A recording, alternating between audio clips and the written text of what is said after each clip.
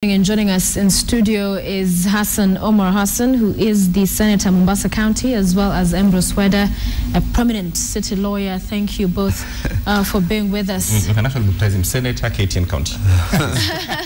So that we have equity. And the constituency's Morning Express. Former TNA aspirant for the governorship of Kisumu, quite a tall order. Well, we thank you for coming in, and how it's been a while. You've been away. Yeah, last week, unfortunately, I missed my flight. I was trying to come with a 5:30 flight in the morning, and I only got to realize that I could not make it on time. So I would have landed at 6:30 and probably been here by 7. The previous week I was out of the country, and the 1st of June was the 1st of June. So it was a holiday. Ambrose? It was we missed you, James. We also missed you, Senator. Yes. Nice to know that. Whenever you miss your flight, please ask us to give you a chopper. The Jubilee chopper. It's always it will just be it should just be another misuse of state resources, which I will not allow you guys. They are private ones. They are private. It is private. I will not allow you to waste state resources. It was a quiet weekend. We missed you. I do not know whether the beards are for until your team wins or loses. Yes, until the World Cup ends. You know, there's literally no time to leave the house and go to the barber and spend another 2 hours. So, you know, we are only fixated. You need to go to a cool barber shop that has this, you know, the screens. No. I want to watch it for the comfort of my house. Again, there's, you know, difference of resolution. So how you want to see it? The weekend, though, was very tragic for Ghana. Yeah. I was very distraught. I thought they outplayed Germany. They showed some classical soccer. Absolutely. I think the second goal by Germany shouldn't have gone through. So should not have stood. Should not have stood. I think I saw one for them. But I think yesterday was at least another breather. I mean, Algeria 4-2 against. Yes. Yeah, it was against South Korea. And then Nigeria winning its first game in 16 years. I think Nigeria is the most inconsistent African team. I don't even bother about it. But I think I'm happy that at least it was. And I was hoping for Portugal to win yesterday, to give a reasonable mathematical chance for Ghana to win, because Ghana will have to go to the last game now. Absolutely. And it's now for that mathematical chance. Absolutely. Yes. Any interest in football? No, and other than the fact that I hear your kinsman made a maiden appearance in the World Cup and is causing a lot of interest locally. Yeah, he's called. Your kinsman too, I think. Origi. Yeah. What are you wondering? How do you wonder? He's not Kenyan though. Yeah. He's not Kenyan. Don't worry. You see, there's a general saying that don't worry. They might not be Kenyans, but they're definitely Luos. Including Obama. That seals it.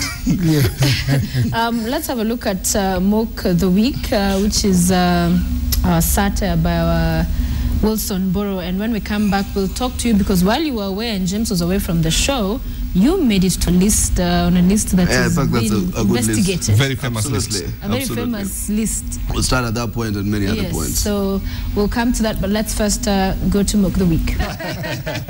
Well, let's get to the way it is, which we welcome you to tweet us your thoughts at Jim Smart, at Sophia Wanuna, at Ambrose Weda, and at Hassan Omar H, right? Omar H, yes. Hassan Omar H. So you're in that infamous list. Yeah. I mean, there are allegations that have been made. What did you say? I have no idea. I've said so many things, and I do believe personally that there is nothing in it that constitutes whatever allegations that have been made. I think there are certain people who are watching us and they're angry of the statements that we are making. And I think the democratic space sometimes needs to have the shock absorbers. And we are fearmongers, trying to create a perception that simply by general talk, which is democratic in its orientation, the country faces certain serious repercussions. I think the carelessness here was to tie whatever the opposition was doing with the, so to speak, Mpeketoni attacks. In fact, yesterday, also some other further attacks between two clans did take place. And I hope Weda will convey to the president that we expect a press conference from him tomorrow. Similarly to what he did with Mpeketoni, mobilize all arms of national security to be there, mobilize national resources, and let Anwe go to tweet and retweet and tell us how she intends to support the people of Wajir County. Because I think we just need to have a balance and fairness. I think it is extremely reckless for anybody you know, against the grain of international experts, international intelligence, and even claim of responsibility for anybody to try and spark such enormous public anger, particularly ethnicized anger, and deep, and finally crystallized what they call the partisanship, simply on account of a very, I think, unthought, not well thought out statement. But secondly, if you looked at one of your competitor newspapers, I'm a man who's faced a lot of allegations, and this is one of them. If you did also see that there was another story right across it, where the root defense was trying to say who actually are the people who fixed him. You have to realize that in political circles where there is no necessarily strict proof, people always make these allegations against me that I was at the KNCHR and fixed certain individuals. But when it comes to the theater of facts, I think we are getting a new cast. And I think these are some of the things that play out in public domain where you accuse people falsely. And then when you're taken to strict proof. And I think Ruto should also now try to call me as a witness. I can validate a few of those things. Before we go to issues too far outside this country, the ICC, is there hate speech, you know, in the last 2-3 weeks? Would you I would tell you that there is deep recklessness and excessive hate speech flying around. And what really worries me is that sometimes it comes from the very responsible people who we look to lead us, to take care of us, to take care of this nation. And I'm more worried about my younger colleagues, the young people, the future of this country, the future leaders like my brother Senator Omar. I'm a future leader, I'm a leader now. Okay, I didn't understand. I thought leadership rests at the House on the Hill. I didn't know that. But let me tell you, when at this stage Kenya faces various challenges, people have died, and then you see the very young people talking in a manner to incite tribal ethnic passion, to divide people further, it is very sad, and I think we must stop it. Let the wazes whose time has gone talk recklessly, but for you, we look to you. When I see you, I admire my young brother and say, that is a senator, he's the future. But when you open your mouth and then we say, God, what is happening? Let me read what he said to have said. Yes. Here, and perhaps you can tell us. Tutaleta serikali mpya kuhusu mpito unaoitwa national dialogue. Yule ambaye ajasikia aje, yule hajiski national dialogue itaendelea bila yeye. So in essence, talking about what has been said. I will not want to allege which of these comments. That's what bloggers have been putting around, and I will not respond to rumors. I will respond to the specifics that will be shared with us. We have a strategy of how we are all going to go there, and therefore I think we will be responding to the specifics. I do not want to open up a can of worms, but I can tell Weda he's not also sometimes a very good barometer of what hate speech really is. I remember about 2-3 years ago, I wrote an article about the ethnicization of state, the imbalance. There is no other way to call these things. They call a spoon a spade a spade. There is no other way. When you do not excite hate speech when you're fighting a fact. When you're fighting supported by facts. When you're fighting ethnicity, you're not the person who's perpetrating hate speech. It's those who perpetrate it through action. So therefore, maybe we should also have a higher crime called hate action, because I think they act in manners that promote ethnicity. So I remember I wrote an article, and there was hullabaloo about the fact that there was an extreme imbalance. And one man called Ambrose Weda, this is the first time I got to know his name, responded to the article saying that I had acted in a manner to suggest hate speech.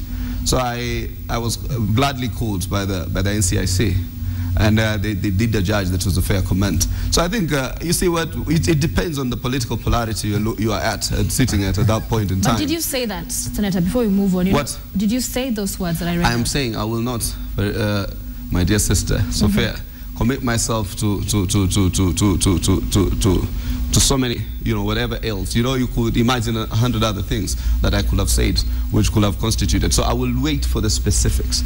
And I think what the specifics will be is when you where you go to record your statement, you have to record a statement against something. Have you been summoned? I have not received the summons personally, because, I think it was a tweet by the good office of the Director of Public Prosecution. And I think he's well within his right to tweet and say that a couple of people needed to be summoned. And therefore, once those summons are served, and the summons have an official time and a place for you to, possibly the officer that you're supposed to record your statement to, I will want the specifics of the allegations. And in the Kenyan today, you don't have to record a statement. So therefore, you can tell them, you can look at the facts as they are and tell them, let's proceed to the next level. So I think that's said and done. I think what happens is just to tell someone to stop ethnicity is not necessarily itself ethnicity. So I think what we need to do is to be very, very clear. And I think in democratic discourses, we must be very, very, very firm in terms of the stretch of our democracy. Finally, I must say something, and all my human rights colleagues are aware of this. When I was one of those persons who actually opposed the hate speech legislation. Not for any other reason, because I thought there was sufficient law within the penal code for us to try certain crimes. And I was firm on this issue because I believed with an underdeveloped democracy, an unreformed police service, because I know who is pushing for this prosecution of the court legislators from the National Police Service Commission, and in particular the CID department. We know who's doing it, and that said and done, we are hoping that there will be de-ethnicization, depoliticization of these institutions, so that they then are not emotive in how they conduct the business of their offices. And I was very opposed to it. I knew one day someone might decide to politicize the whole hate speech regime. I think I would want to remind our elected leaders that when you are elected, you become a leader for the country. You are a national senator for all of us, because the decisions you make affect the entire country. So that we should stop, the leaders should stop thinking either Kodikali or Mombasa-Kali. Think about all of us. You are senator for Kiambu people, you are senator for Kisumu people, you are senator for Nakuru people. So do not alienate anybody in this country. This country is one, and we are one people with different interests. That's not how politics works in the ideal sense. We are elected to defend certain interests. We are not elected in a mundane classical society of priests and sheikhs. We are elected in a place where the politics is about defending interests, and therefore this is just broad plebiscites that are exercised by the likes of Weda. He knows that the people of Kisumu did not think him suitable to defend their interests, because they did not feel that their interests rested in TNA. So I think there are polarities. What I would agree with him in terms of qualification is the fact that at some point you need to internalize the interest of the entire country. But the interest of the entire country is where there's complementarity, where there's a meeting of interests of the collective. And that's what nations are built of, compromises on the diversity of interests. Is it possible, as we open this hate speech debate, to discuss serious national issues and we'll be truthful to each other and say uncomfortable things to each other, yes, without us, for instance, one, going through hate, yes, or two, through fear-mongering? Is it possible for us to do that? Actually, let me tell you, it is very possible. It is only that some leaders allow me to do their parochial. There are mistakes that are done on both sides. Take, for instance, the president. He can't take actions which are wrong, which are not in order. Now, you address those mistakes as a Kenyan and as a leader, and you say, Your Excellency, this is not right, this is not right, this is not. But I can choose to address them more as a Luo or more as a Kisi. And in the process, you put in even innocent people. Take, for instance, when you view President Uhuru as a Kikuyu, and you view Mheshimiwa Raila as a Luo, the core Luo people may not have any say in what Uhuru does. The core Luo people may not have any say in what Raila does. And when you put them together, put President Uhuru's mistakes as mistakes by the Kikuyus, put Mheshimiwa Raila Odinga's mistakes as mistakes by the Luos, that is an unfair choreographing of issues. Yet we can, as a lawyer I tell you, we go to court and we have differing, sometimes very differing, tough issues. But when we argue these cases, you don't go to the person of the lawyer. You don't even see that he's a Kikuyu, you don't even see he's representing the opposite party. You argue those passions, you get out, you go and take tea. Our leaders think, like my brother, when he speaks, you may think he's speaking for court on national issues. There are national issues, there are court issues, there are jubilee issues, there are regional issues. When we are looking at issues like national security, like ethnic cleansing, like violence, these are national things that we discuss. And look, that's why you see some people are saying the president should have dialogue with Mheshimiwa Raila Odinga. Others are saying take that letter and return it to sender. Some are saying put it in the dustbin. We are basically saying some leaders, when they think, they don't think as leaders. They have even forgotten, they don't even know that they are leaders. And he has just denied when I say, you are elected by the Mombasa people, but when you come to the National Senate, you are a national leader. When you speak as a senator, you speak for me also. But when you deny sectoral interest, that's where the difficulties come. It is possible. Let me tell you, it's difficult to say I speak for Jubilee because we are two very competing ideologies and ideas, set of visions for this country. We are more, as what I say time and again, we are more of the center-left, more human rights leaning, diverse, minority rights kind of, for those who are marginalized, the people with disability, a more or less brutal capitalist utopian kind of onslaught where you just try to demonstrate to us that you can build highways and standard gauge railways. We try to build lives in terms of investment in social justice and stuff of that nature. We are less securistic in our approach. We view security from the broader human rights, the constitutional discourse. We have a very pro-right, extreme right kind of a philosophy where we identify a common enemy every other time. And vilify them, stereotype them, xenophobic, create xenophobic sentiments against them. So I think that for us, when you look at a security matter, you identify your common threats and common enemies. Like for this in this point in time, terrorism, and you galvanize the nation around it. You do not try to come and try to skew a total isolated event of Al-Shabaab and try to lay claim to ethnicity, ethnic cleansing. And I think that that's where we have a departure, even in terms of the rhetoric.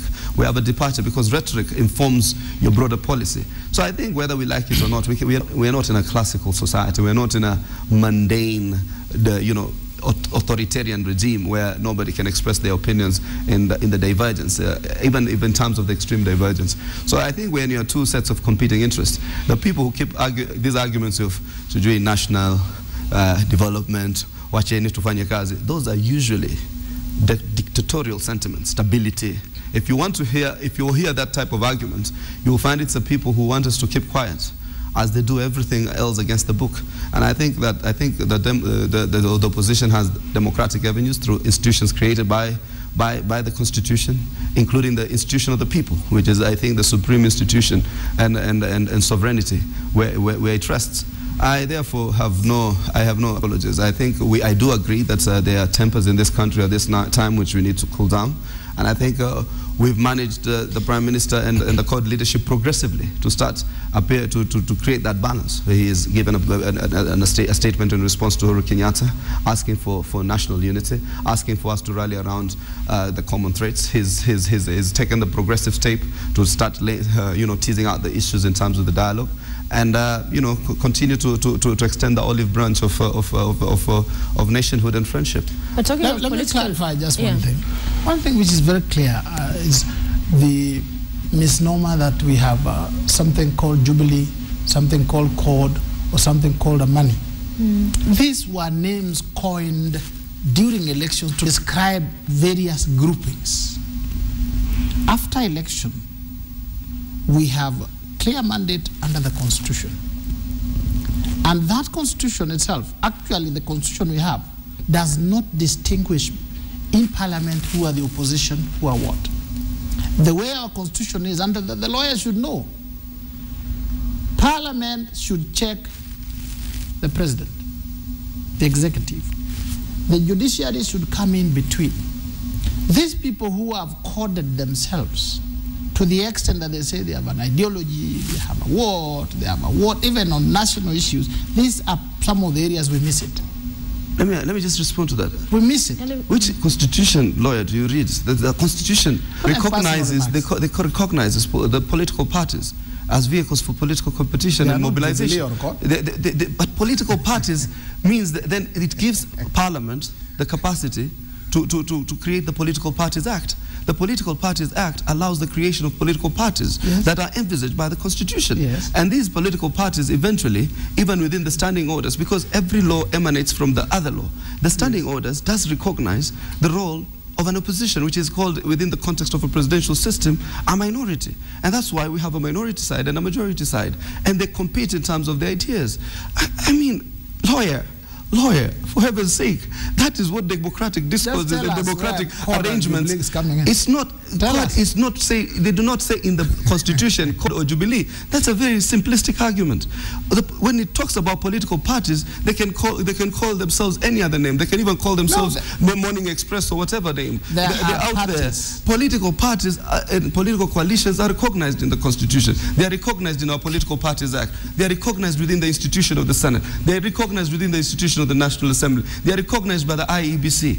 Those are the vehicles. You are getting what I've said wrongly. I've said the so-called, you have just said as a code we have ideology, we have what, and I've said there is nothing like Jubilee, code, or a money. Those were coined at that time to excite the people of Kenya, various groupings. Otherwise, the law recognizes TNA, it recognizes ODM, it recognizes your party, WAPA, and so on. But some people are living in denial, and they think code is something. And that has caused the mental confusion, where you go into Parliament, you forget national issues, and you think we're talking as code. But that one I disagree with you. I think where your analogy of what the politics is all about. You come here and defend Jubilee every day. So suddenly there's no Jubilee. I think it's just misplaced. All right, we want to take a short break. When we return, Senator, you talked about the cooling down of the political temperatures, which have been heightened for the past several days and weeks now. But do you agree there has been the politicians across the divide, insightful and hateful messages coming from that to get us to that place you're talking about now, you know, de-escalating in the political temperatures? I think it's just that the opposition acquired a momentum, which I think has unsettled the government, and we'll talk about it as we return. All right, stay with us. Morning Express is back in the next hour.